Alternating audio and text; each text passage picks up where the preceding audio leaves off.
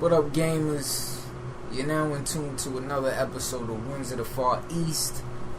I'm the East Wind. Call me East Wind or EW for short. Doesn't matter. Recently and currently, there's been a widespread talk about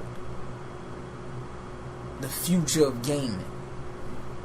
So that is today's topic, the future of gaming. Now, recently, Konami, they done had their fallout or whatever, and I'm not one of those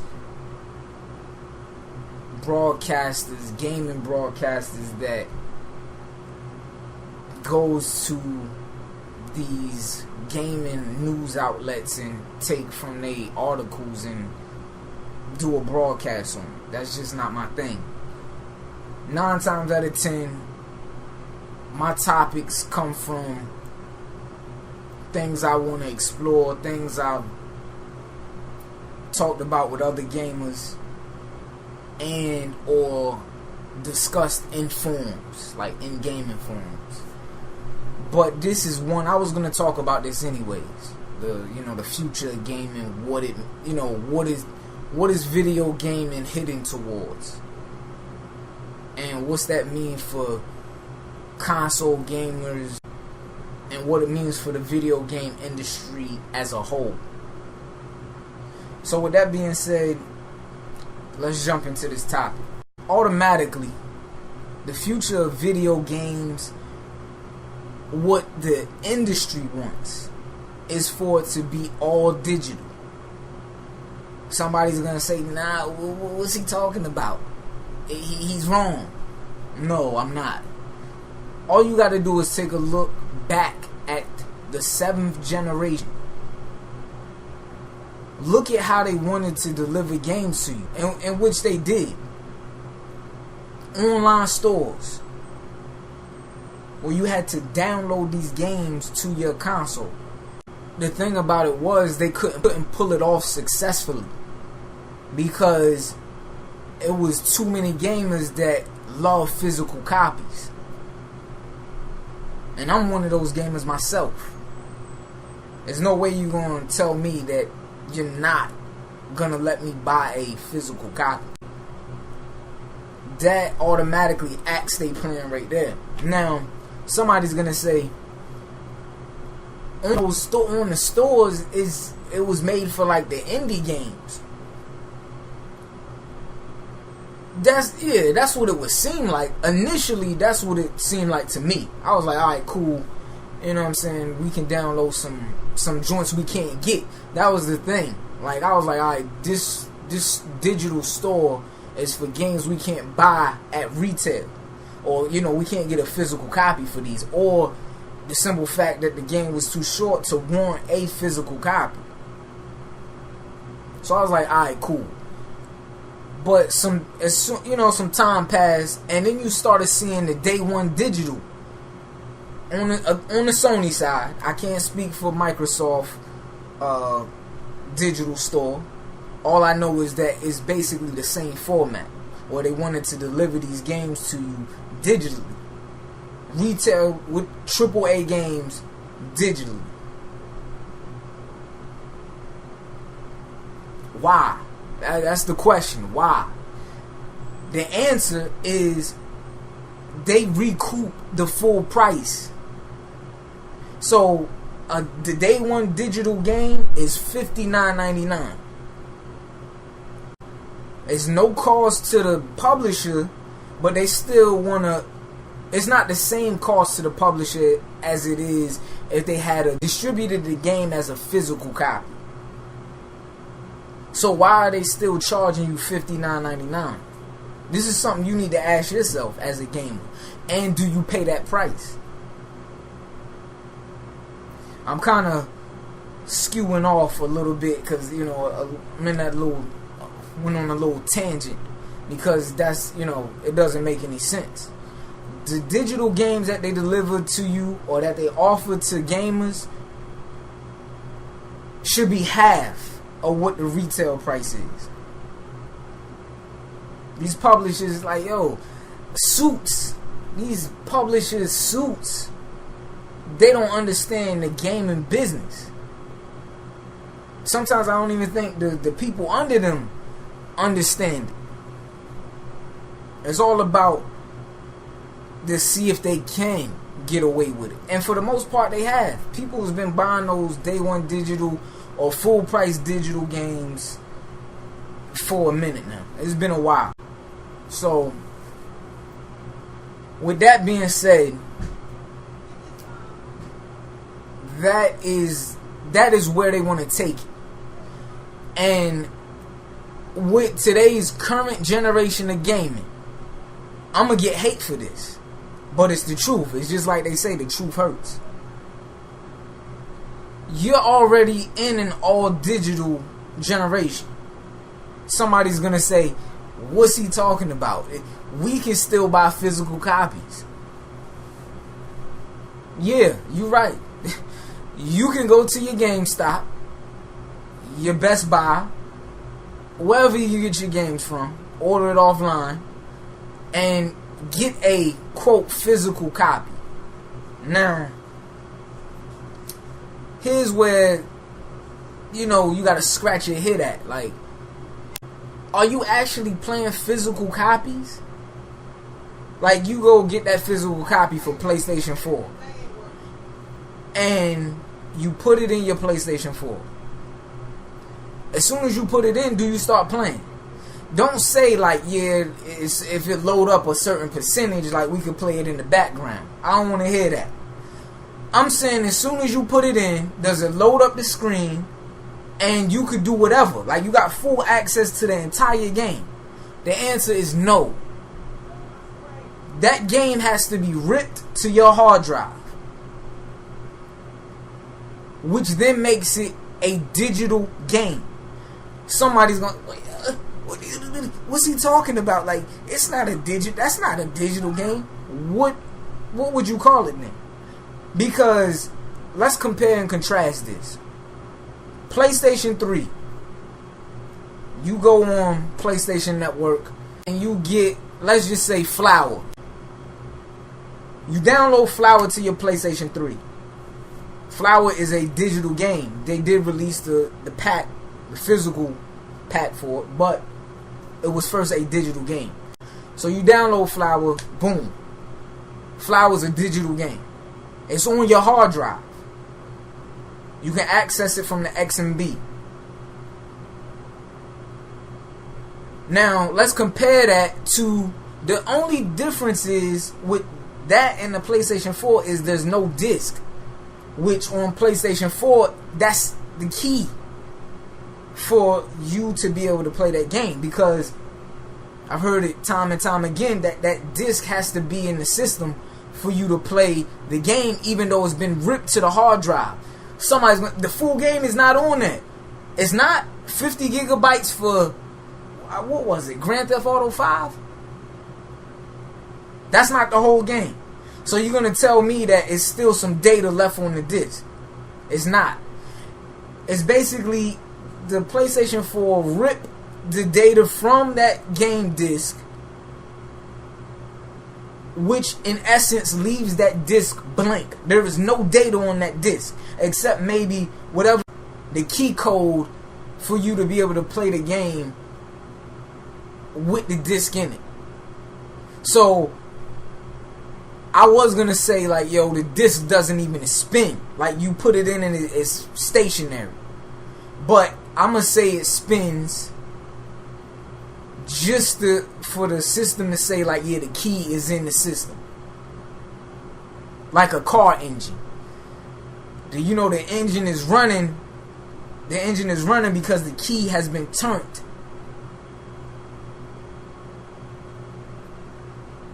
But essentially, it's all digital. Why you think people keep saying, like, yo, I ain't got enough space on my PlayStation 4? Even with a 500 gigabyte hard drive. Even a 1 terabyte hard drive. It's all digital games. You either admit it or you don't. Either way, it doesn't matter. It's a fact that you can't change. So they took a back door into making the content that they deliver from the publisher standpoint all digital. Now, with that being said,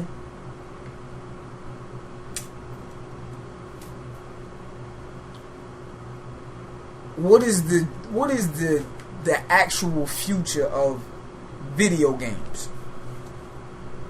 Now, let me break this down as simple as I possibly can. Consoles are a gateway for us gamers to be able to play games. So you need three things in order to play video games currently. You need a console, a controller, and a TV. The console is the gateway for you to play the game.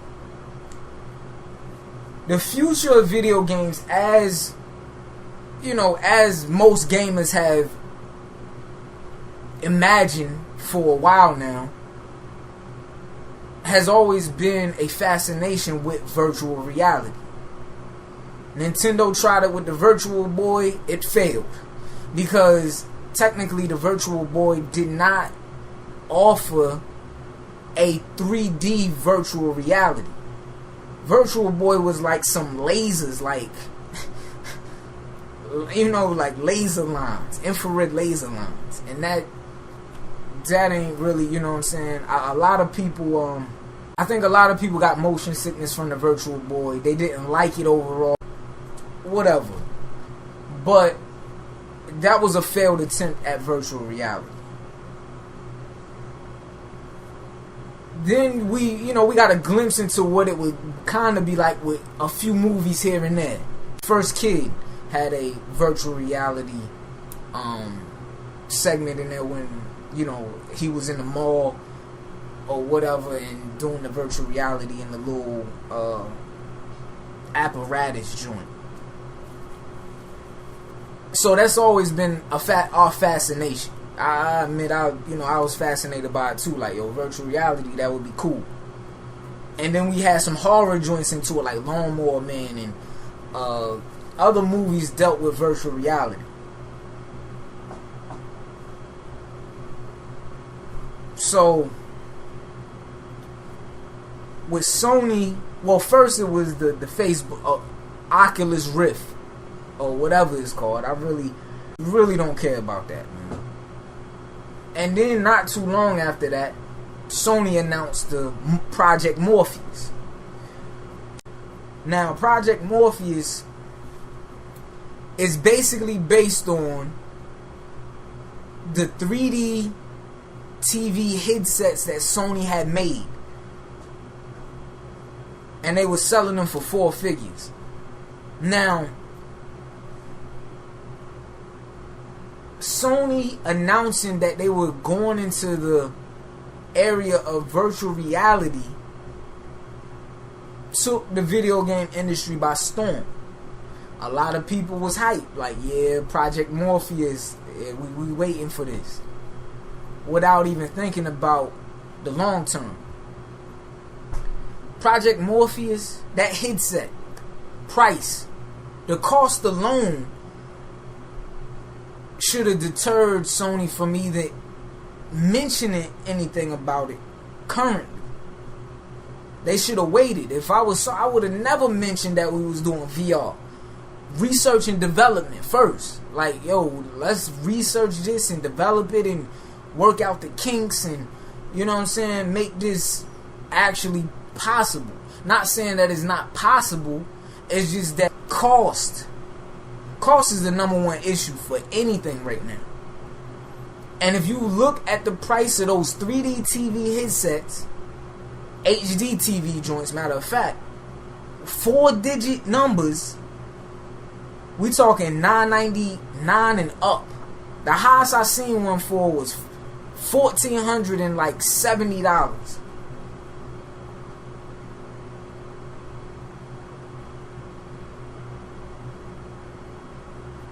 You're gonna pay that for one headset?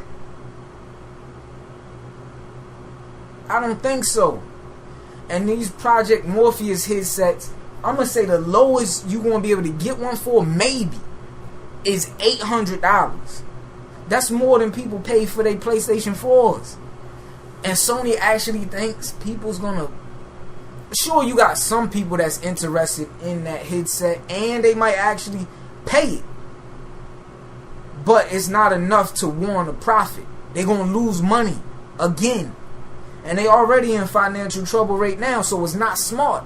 I don't get these suits at any of these gaming companies. Like, why would you do that? The money that's going into displaying this in the public and all that is money they could have used elsewhere. Look, logically, they should have just made one headset, one prototype headset, or maybe, I don't know, 5 max, just to get like reactions from people with internally in their company. And worked, like I said, worked the kinks out of it and all that, and got it down to a science. Now I'm not even gonna lie, Harada's VR demo for Project Morpheus was hot. Like, I'm not talking about the girl or whatever, I'm just talking about the concept. Because you got some you know what I'm saying, perverted thinkers out there, like, yeah, the girl, that's all they was focusing on, was, yeah, the girl, like, in the short dress, she's a schoolgirl. That's what they wear over there in Japan. The concept for that game, or that demo, is hot. Like, I don't know, like, if you're supposed to be... I take it as you're supposed to be getting tutored by her. Like, she's a tutor. You know what I'm saying? Or what they would call a senpai. Like, you know what I'm saying? She's older than you in the VR simulation. And she, you know, y'all go to the same school or whatever, and she's helping you to pass exams or to pass the classwork or whatever.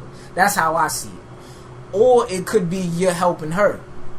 I don't think that's the case, though. I think I got it right the first time. Like, she's helping you, as you know, in the VR, because even in that demo, she asked a question, and the woman using the VR at the time, she shakes her head yes, and it you know what I'm saying, it responds yes in that simulation. So, but you know, people took that game and twisted it. Like, it's a perverted game, and all you seen is the legs of the girl, and come on, man. But Konami is saying that the future of gaming is mobile gaming.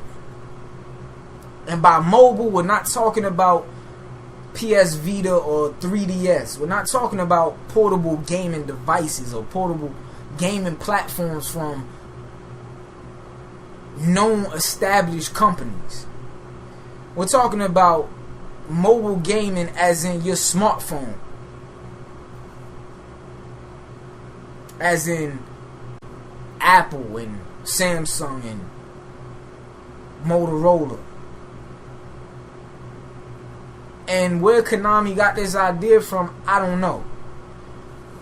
It's a quick tax thing, because even they rep or whoever made the statement that they wanted to get into the pay-to-play market. Notice that, pay-to-play. They didn't say free-to-play, they said pay-to-play. And they want to sell features to whoever gets their game. Now, the better term would have been free-to-play. And they should have never said they were going to sell features, because features are already supposed to be in the game. For free-to-play games, the only thing that's really supposed to be paid for is aesthetics. Like costume changes, hair changes, eye color, or, you know what I'm saying, stuff like that. Not features, though.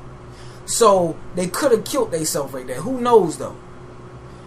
Fact of the matter is, mobile gaming is not going to get bigger than it currently is right now. Understand that. Currently, look, we're talking about games like Angry Birds, Bejeweled,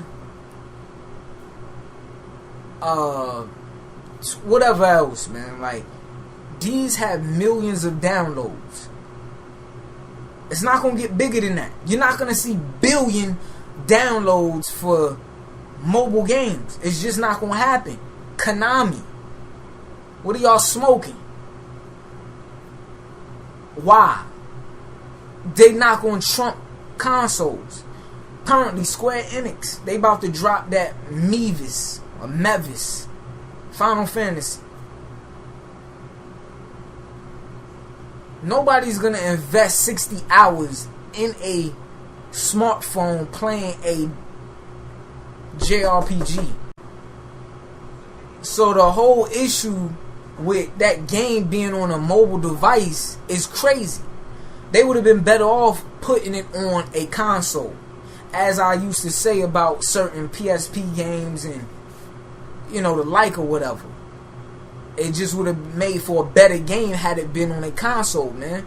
I would have picked up half of the games that was on there because they were good games. So, effectively, I hated on the PSP a lot. Especially after the PSP, its life cycle was over. Because a lot of the games I got to see through on an emulator. And I'm like, yo, this would have made a hot console game. Now, the issue with these publishers, quote, shifting their focus to mobile is a disaster. They basically killing themselves. Because Konami, let's look at Konami's IP history. Technically, they've only had 5 IPs that were substantial enough or that solidified them as a force to be reckoned with in the video game industry. The first one is Contra. It's old, you know what I'm saying? It's got Metal Gear by 5 months, if I'm not mistaken.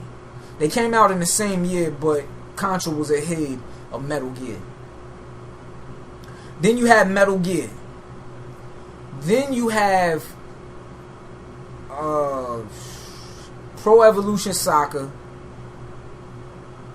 Oh no, take that back. Silent Hill, Pro Evolution Soccer, and Yu-Gi-Oh! The original, from the original anime. That Yu-Gi-Oh! And all the games that Konami developed and made for that specific season went on to sell millions of copies. That made them buckets of money. And Silent Hill, come on, man. Silent Hill was, initially for me, I thought it was another Resident Evil, but it separated itself, you know what I'm saying, with all the crazy outlandish concepts it had in it. Like, I remember going into the school with the dude, I don't know his name, I never really got into the series like that, but going into the school and, you know what I'm saying, doing some stuff, flashlight, all dark, coming back out, and everything was reversed, upside down. You saw all the, and then, aliens is popping up or whatever they were supposed to be. It was crazy. But those 5 games, even though a Contra game ain't been out in ages, excluding the Contra joint that was on PSN, because those games made profits for Konami. The Pro Evolution Soccer, I think it was last gen sometime. Soccer fans were saying it rivaled FIFA. So to try to, you know what I'm saying, to dismiss, and for the Yu-Gi-Oh thing, they best bet would have been, because they got lazy with it. They stopped showing the monster animations, all that, which turned a lot of those supporters off. Like, yo, what? You know what I'm saying? For Yu-Gi-Oh! Forbidden Memories, from Yu-Gi-Oh! Forbidden Memories to Falsebound Kingdom, they showed the animations of the attacks, which would, you know, that made it worth playing. They best bet would have been to make another actual card joint like Yu-Gi-Oh! Forbidden Memories, combined with the attack animations and graphics of Capsule Monster Coliseum, because that was the last. I think the attack animations and just the animations overall for that game was great. That aside, somebody brought up Nintendo, saying Nintendo said they was going to focus on mobile gaming too. I don't think Nintendo is talking about smartphones. They're talking about 3DS and DS, if they still making games for it, and the Wii U, because Wii U is portable. It's essentially portable. It's not really, I don't consider it a console. Consoles is not portable. Like, you can't play on the console without hooking it up to something. That the Wii U has a screen in it, so it's like just a giant Game Gear or something. That's what it remind me of, really. That aside, though, I know Nintendo fans gonna be like, nah, man, nah. Hey, it is what it is, man.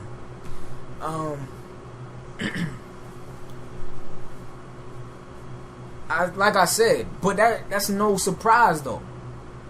Last gen, just like I said a minute ago, PSP. Well, it was actually 2 gens ago. Nah, it was last gen. PSP ain't die out until last gen. Games were still getting made for it, and people were saying that the shift, it was 3D and PSP. So games was going to those because in Japan it's taboo to play consoles now, like for the people that grew up from the console era over there. So they play games on the train or something like that, and on their way to work. So, you know, they won't be ridiculed and stuff like that for playing video games. So that's why a large number of games went to those handheld devices. And also the fact that certain publishers and or developers said that they couldn't develop for the PlayStation 3, which if you actually research it, is you know, you can see why. The architecture of the PlayStation 3 is complicated, and only a few people had the blueprint to that architecture of how to utilize it.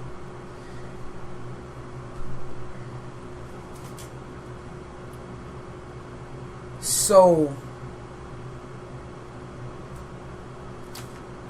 now you're gonna ask, how is VR the future, and how do we enter into that state or that era?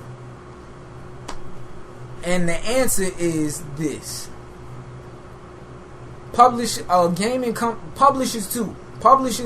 companies want to go all digital. VR games are not going to be physical. They're not.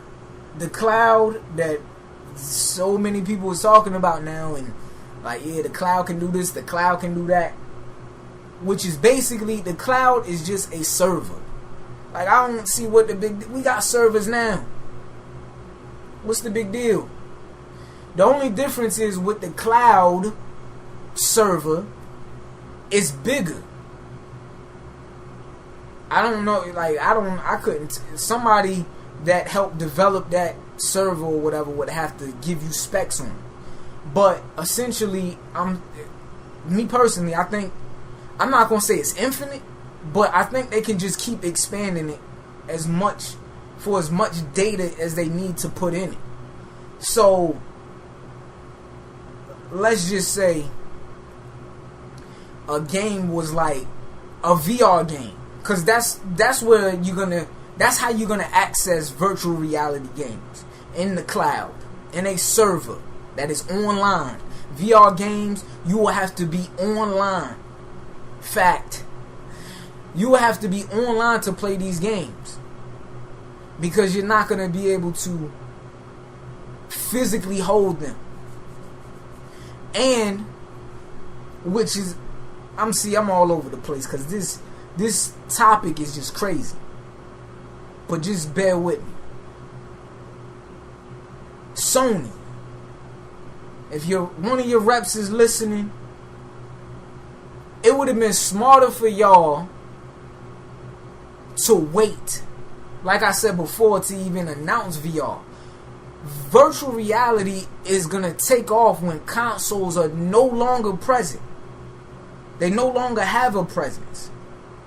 Basically, when consoles become irrelevant, that's when virtual reality is gonna be a boom. It's gonna be like the Industrial Revolution for gaming. Because then look, just like from the PlayStation 3, all 3 versions, the cost of the materials comes down. So then you can offer that discount or price difference to the consumer. I'm gonna say once all the, the price come down for those VR headsets, you might be looking at about maybe about $299 for one of those headsets. Maybe. That's just, I don't know. That's just me assuming. And even then, that's still kind of pricey. But yeah, the games is going to be accessed in the cloud server from your VR headset.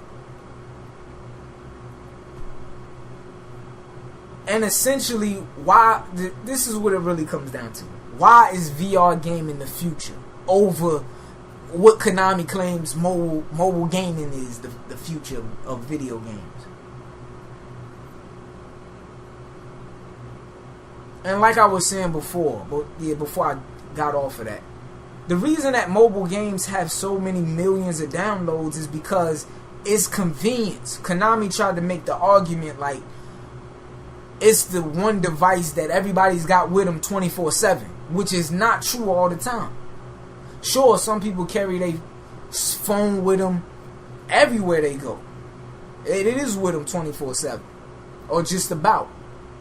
But I get the general idea of what they were trying to say. Like, it's the one device that's with a person more than anything else, because they ask if they gotta call somebody or they access and they schedule or whatever. But the thing they not realizing is that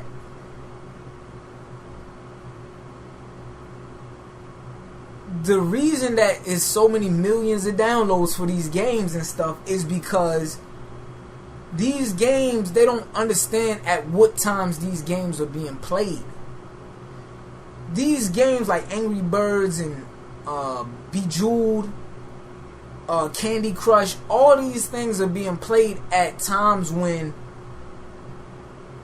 the person in question that downloaded it is waiting for something, or they, they need to pass some time. Take, for instance, somebody going to the doctor's office.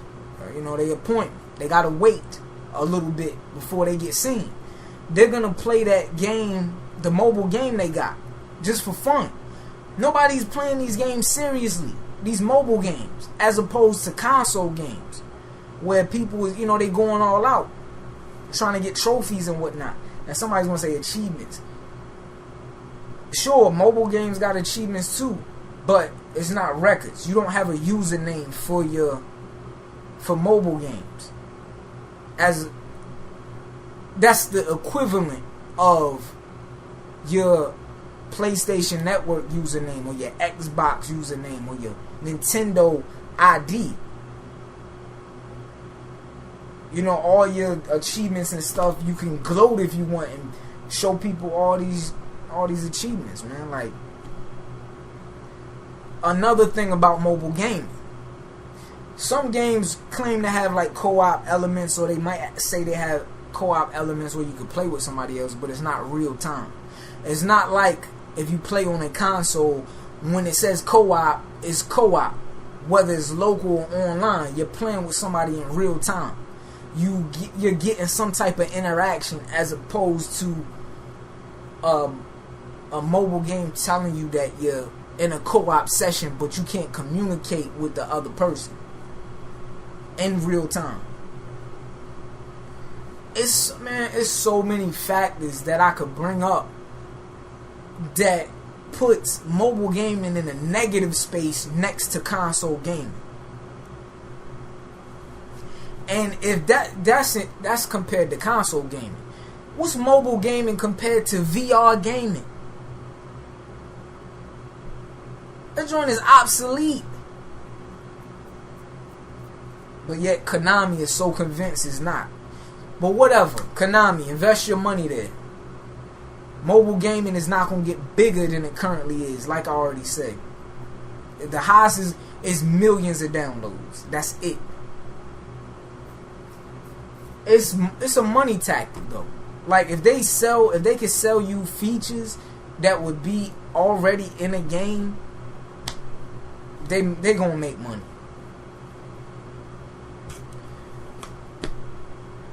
That being said,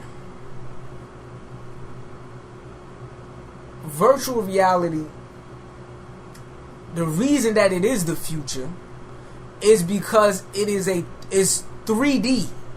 Look at Harada's Summer Lesson. That is a 3D space or a 3D world that you can enter and actually leave reality. That's the key here. Virtual reality. Both terms is equally important.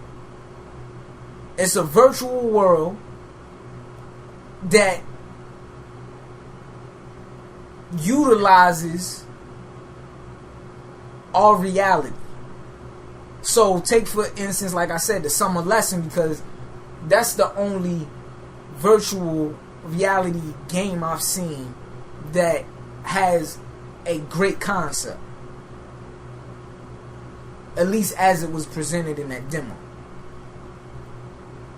You're in I think I seen a classroom where you're in the classroom with her, but I also know you're in a dorm room or your room or her room or whatever for the actual demo, where she's supposed to be tutoring you and teaching you stuff. So you enter into that world and you leave your reality. You're no longer in your reality. You're in a virtual reality. I know some people, like, you already said that, man. I know, I'm just emphasizing. Now, case in point, just to prove my point about how powerful virtual reality is as opposed to mobile gaming, I don't know if y'all remember when Avatar first came out. Man, I seen a clip, a snippet of them saying what the like they was interviewing and or talking about the reactions of people that went to go see the movie. And some of them people was like, they didn't want to leave, or they didn't want to leave, and or they wanted to live in the world of Avatar. And the whole time I'm like, yeah, what? Like, yeah, I don't want to go back to my reality. Like, Avatar is the best place to be. And I'm like, yo, these people done lost their mind. And that's the thing. You know, scientists, or it was either a scientist or a doctor, had brought up some concerns about virtual reality and how it affects the individual's brain who uses it, psychologically and You know what I'm saying? Because, you know, I'm assuming that they have to attach, besides the VR helmet, they have to attach receptors to places on your head in order for it to, I don't know, function properly or whatever, for it to flow through your cranium. But who knows? I mean, I was thinking about it. What if it was a game, a virtual reality game like Manhunt, and it had you playing as the individual trying to survive, and you're going around killing these other contestants or whatever it was to survive. If the person with the wrong psyche was able to play this game and then took the headset off and took on that persona, what would that say about VR gaming? Like, it ain't like, you know, the government trying to blame video games for violence or people getting killed. Is because this is the thing. This is the reason that VR gaming is the future of video games. You're no longer separated from the video game. I've read an article headline not too long ago that said that the VR headset allows you to go into the screen. That's exactly what it does. Remember, I said that the console was the gateway for you to play the game, and you needed a TV. So it's actually two gateways. The TV is where you interact. The TV is the boundary to which you can't cross. It's like the imaginary boundary in art. You can't cross it. You can only see it. Oh, matter of fact, I take that back. The imaginary boundary is a line that you can't see. My fault, man. And I mean, my art history is a little rusty. But that's technically what the TV is. Like, it's the screen itself, like the glass or whatever. That is, you can see it, but you can't cross it. Like, you can't enter into it. That's where it stops at for you. You're still like, for playing console games, you can get up and go. Nah, that's a bad analogy. For console games, playing your game, you could take and look around your room or your living room or wherever you playing the game at, and see that you're still in your reality. For virtual reality, if you stop and look around, you're looking around in a virtual world. That's the difference. Virtual gaming or virtual reality gaming makes you one with the game. You and the game basically merge. There is no separation. Again, on that note with the doctor or scientist or whatever, it does raise the question, if somebody had a bad heart and they played a virtual reality game, and let's just say it was a horror virtual reality game, if they were exposed to enough anxiety or shock and awe or whatever, could it actually produce a heart attack? And I'm gonna say yes. Like, I think so. I think it's possible. I don't consider it no different than if a person with a bad heart had got on a roller coaster and, you know, kept their eyes open the whole time, and then something happened, a loop-de-loop or something, and they ended up having a heart attack. Or they end up having a heart attack. It's just, you know what I'm saying, that exposure.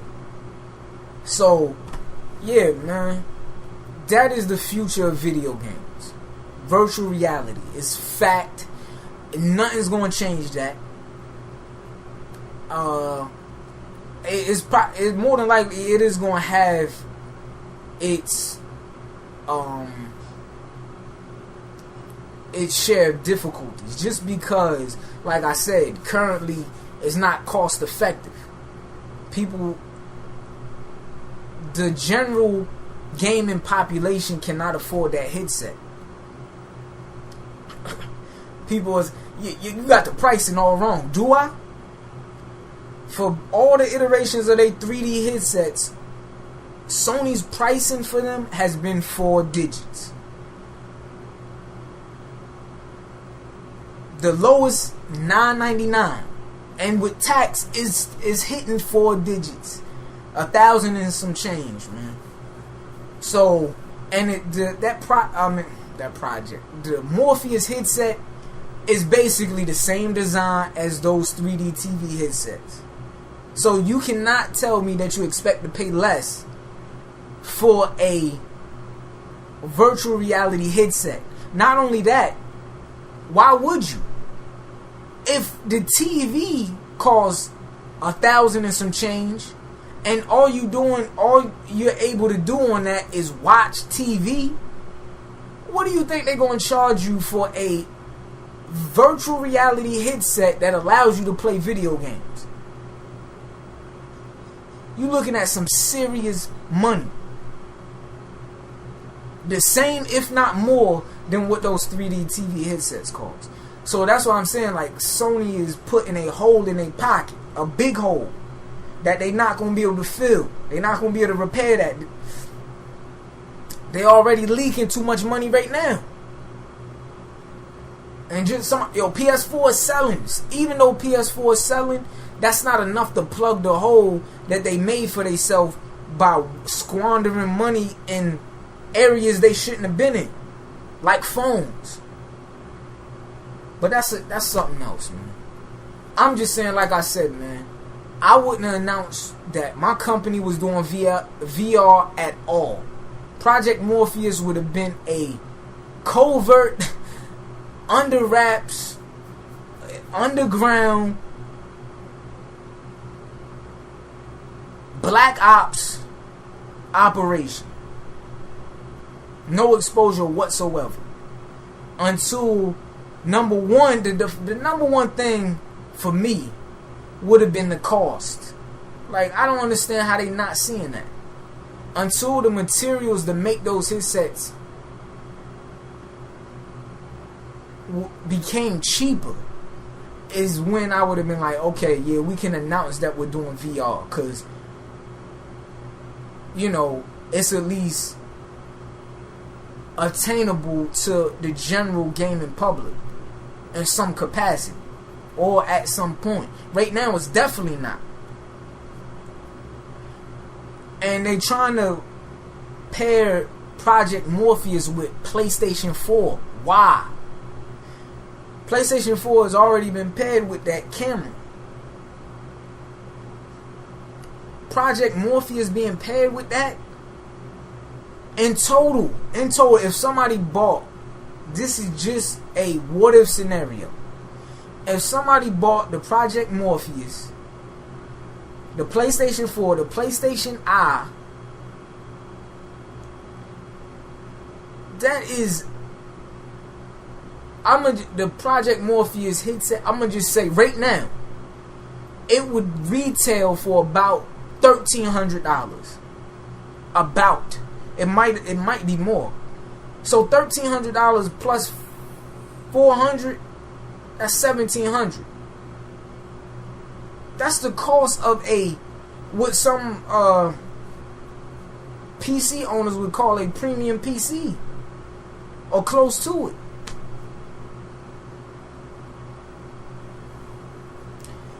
And plus, I just read that Sony has opened up a first-party studio for Project Morpheus. Congratulations, Sony. First party has become y'all priority, so I'm glad to see that y'all taking initiative to at least continue that. But it still doesn't change the fact that VR's time is not now. It's not even the foreseeable near future, because these consoles just came out. 8th generation consoles just came out. You can't phase them into oblivion already. people was waiting on games for PlayStation 4. Like, they still, where's the games at? The fact that you not showing up at the games conference or whatever conference y'all declined or shut down or whatever, a no-show, is already suspect, man. Like, how y'all not gonna show up? At least show something. Ain't nobody saying you gotta show everything, just show something. But they not even doing that. But yeah, man, that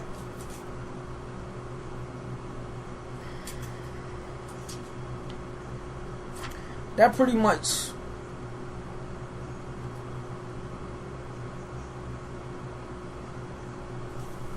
sums up the future of video games. I like I said, man, I can't make it any simpler. Virtual reality is the future of video games. It's just, like I said, man, how soon will it be cost effective? When it becomes cheap to the general public, whoever, look, I can guarantee you right now, it could be another game company that's working on VR and they not saying a word.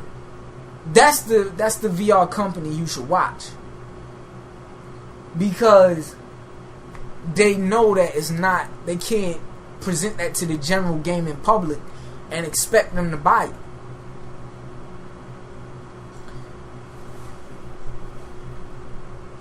So Konami, if one of your reps is watching, listening, take that,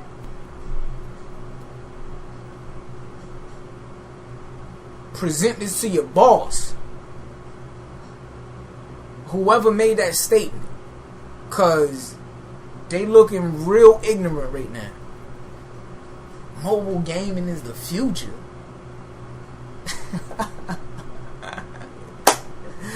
Oh man. With that being said, man, I'm out, man. Thanks for listening. Peace.